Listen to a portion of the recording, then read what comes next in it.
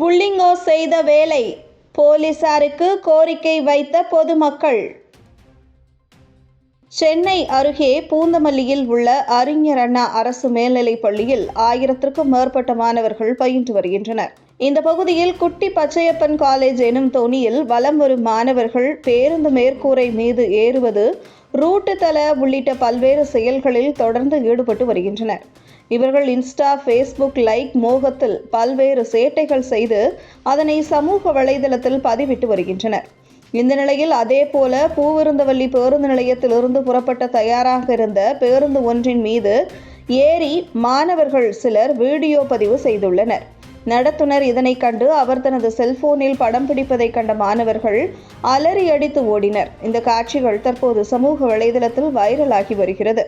சென்னை கோயம்பேட்டுக்கு அடுத்து புறநகர் பகுதியில் மிகப்பெரிய பரப்பளவை கொண்ட பேருந்து நிலையமாக விளங்கி வரும் பூந்தமல்லியில் சென்னை புறநகர் மட்டுமின்றி வெளி மாவட்டம் மற்றும் ஆந்திரா, கர்நாடகா உள்ளிட்ட மாநிலத்திற்கு செல்லக்கூடிய பேருந்துகள் இயங்கி வருவதால் நாள்தோறும் லட்சக்கணக்கான பயணிகள் வந்து செல்வது வழக்கம். பள்ளி, கல்லூரி, வேலைக்கு செல்வோர் மட்டுமின்றி பொதுமக்கள் அதிகப்படியானோர் பயணித்து வரும் நிலையில் ஒருபுறம் காதலர்கள் அட்டூழியம், மறுபுறம் மாணவர்கள் அராஜகம், குடிமகன்களின் புகலிடமாக பேருந்து நிலைய வளாகம் விளங்கி வருவதால் அவர்களது பாதுகாப்பு கேள்விக்குறியாக உள்ளது. பூந்தமல்லி போலீசார் சார்பில் உரிய பாதுகாப்பு வழங்க வேண்டும் என தொடர்ந்து கோரிக்கை விடுத்து வருகின்றனர்.